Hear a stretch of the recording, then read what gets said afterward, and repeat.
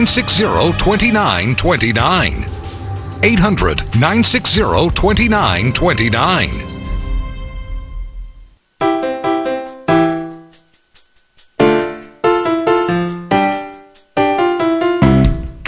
With all the equipment you use to stay fit, you might want to try lifting one of these. In recent years, we've added a unique natural sea salt to over 40 Campbell's condensed soups. It helps us reduce sodium, but not flavor. So if you're ready to eat a little better, grab your spoon and do a few lifts. Campbell's, it's amazing what soup can do. I own a nice home. I've invested in stocks and bonds, but in today's economy, should I consider adding gold? Yes, a diversified portfolio makes sense in any economy. And you're not alone in thinking about diversifying your portfolio with gold. Many people own gold as a potential hedge against inflation and a declining dollar. I've read that some people buy physical gold. Goldline clients want more than just a piece of paper. They want peace of mind, which comes from having physical gold they can hold in their hand. This is an important decision for me. How do I learn more? Call Goldline today for your free investor's kit. It provides you with important information about gold and shows you how to get started. Our account executives can answer your questions and discuss our products, like the popular European gold coins. If you're concerned about the economy and want to know more about adding gold to your portfolio, call the number on your screen now and find out how you can own gold. Give us a call today. Called a ticking time bomb, could the Fort Hood killer have been stopped? We expose his shocking comments, who knew, and why the clues went ignored. Plus, illegals found trespassing on his land, so why does he have to pay them? Judge Janine is on the case, Saturday.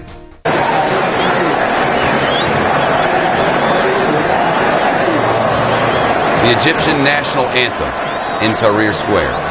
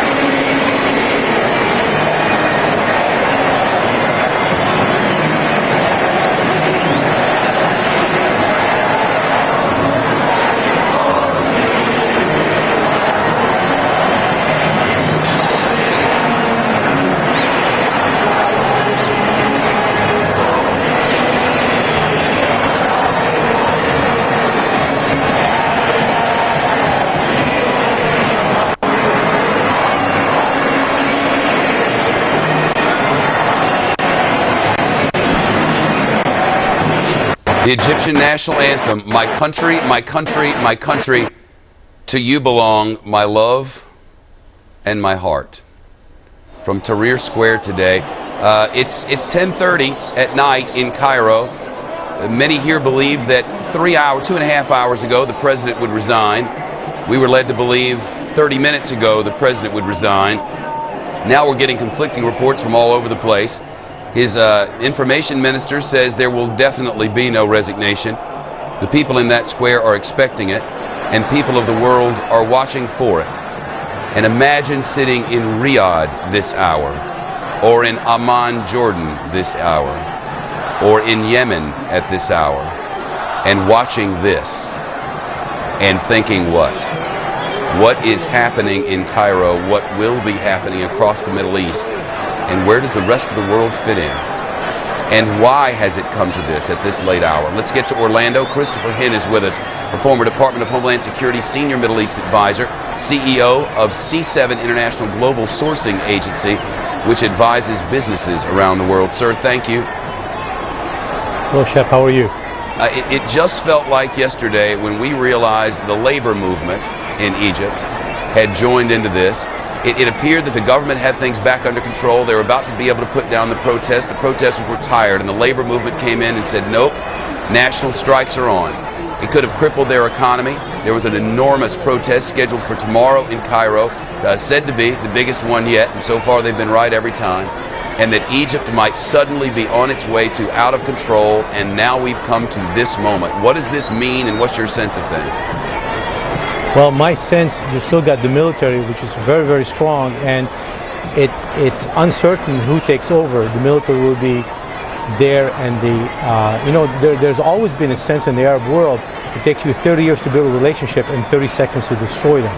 The Egyptian people have built their relationship with the military. That's what's going to go in, and that's who's going to take control, irrelevant of if Mubarak and his military generals take over. That's irrelevant. That's what you're going to see, Shep. What's the King of Jordan doing watching this? Well, I think the King of Jordan, I think he's taken every precaution from everything he has done in the past since 1999. I think he's done everything from what I've known and seen to avoid anything as such. But again, this is new times. But I think more importantly is what we're going to do as the U.S. And I think that's one thing I believe in. We need to be strategically on and watching ourselves. And what is Benjamin Netanyahu saying and thinking as he watches?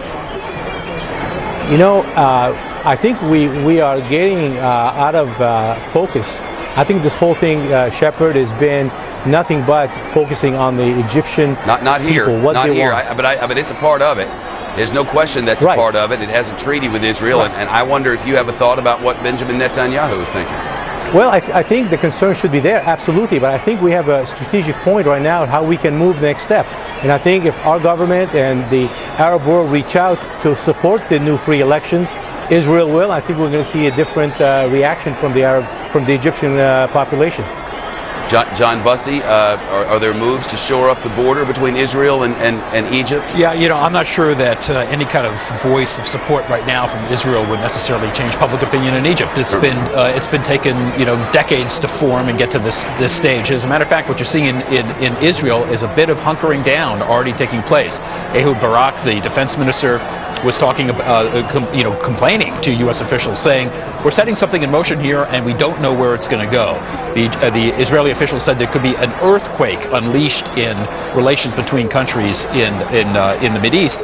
Netanyahu's talking about speeding up the process of fortifying the border with some radar controls services that would make sure that smugglers aren't getting across the border into Gaza.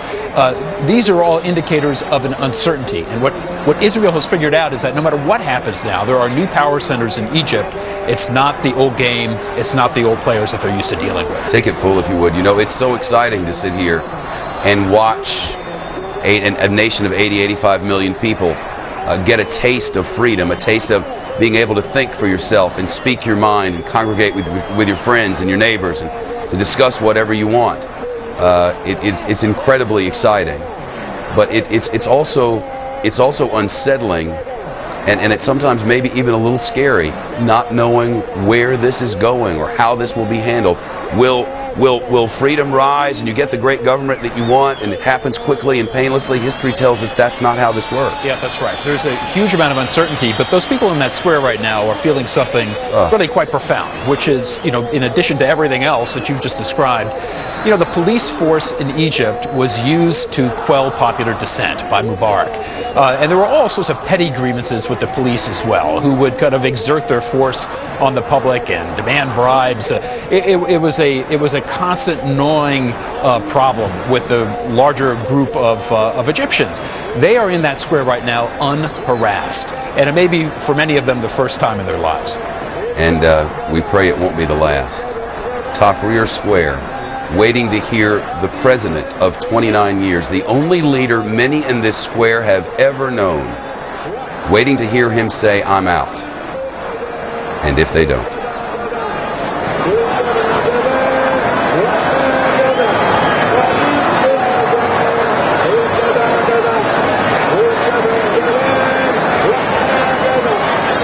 Hi, I'm Jamie with Pick Sweet, a family-owned business for 4 generations. Only the most tender select vegetables pass our inspection, so nothing comes closer to the just-picked taste of a farm-fresh vegetable.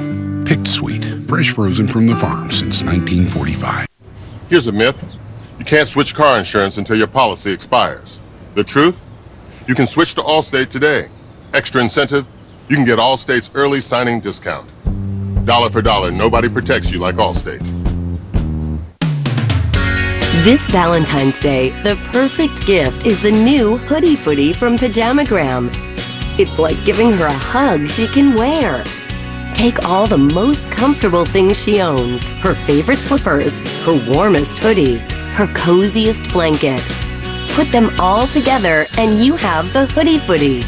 It's this winter's hottest gift idea, and it's perfect for Valentine's Day. It's head-to-toe comfort made from marshmallow soft fleece that keeps the cold out and the cozy in. Footed PJs for women are a hot Valentine's Day gift idea, and there is still time to make it happen. Our footies keep her toes nice and warm, just like the pajamas she had when she was a kid. If she gets too warm, she can just zip them off. When the temp really drops, she can flip up the hood and snuggle in. A blanket can keep her warm, but getting around is a hassle. Instead of adjusting her blanket every time she moves, the Hoodie Footy moves with her. And the full front zipper lets her adjust to just the right level of comfort. Plus, the wrist cuffs and these unique thumb holes let her drink her tea, read a book, or do most anything while keeping Jack Frost at bay. Get a soft and snuggly Hoodie Footy for your Valentine. You can even have it personalized with her name. She'll love it. The Hoodie Footy comes in 3 great styles: pink, ruby velour, and sweetheart, a limited edition Valentine's Day print. Every Pajamagram comes packed inside a beautiful organza hat box, along with lavender bath confetti, a do not disturb sign, and a personalized gift card, all free. It's guaranteed to make her happy, and it's so easy to order. Just call or go online at pajamagram.com. Send your Valentine a Hoodie Footy. It's a Valentine's Day hug she can wear. Succeeding in today's market requires more than wishful thinking. It requires determination and decisive action. Go to E-Trade and get unbiased analyst ratings and 24/7 help from award-winning customer support to take control of your finances and your life. Tap into the power of revolutionary mobile apps to trade wherever, whenever. Life isn't fully experienced sitting idly by. Neither is investing. E-Trade. Investing unleashed.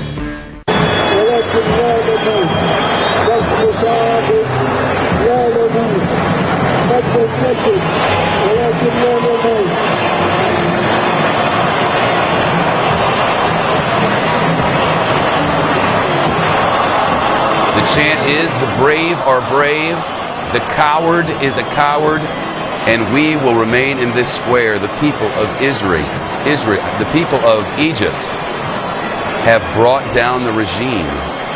That is the chant. We should know soon enough if it is true. We've just gotten this from the Reuters news agency, and I'm quoting, President Hosni Mubarak will confirm pledges to prepare for honest elections in his speech to the nation tonight. This is according to Al Arabiya television. His speech is due to be broadcast shortly, according to state television.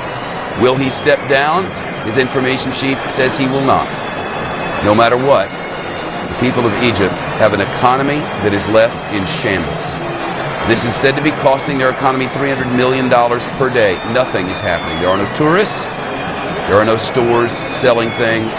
And largely out of stuff to sell. And it was the labor movement's decision a couple of days ago that they would strike that must have precipitated this. Must have. Roy Rothman from the Fox Business Network with us now. They're in a mess.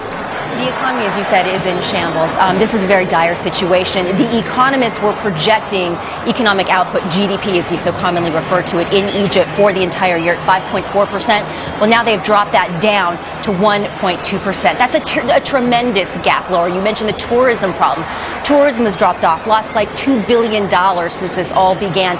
3 weeks have gone by. Nobody's visiting the pyramids. We know that people are just terrified to go there. Tourism generates anywhere from 5 to 11% of the economic output in the country. Capital markets also very significant. The stock market's been closed for weeks.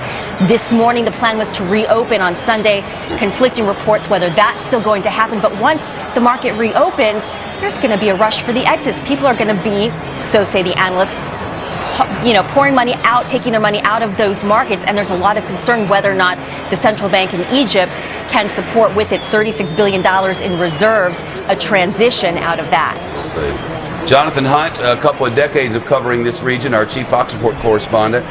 It's hard really to believe we're watching this, isn't it? It's absolutely amazing, these scenes.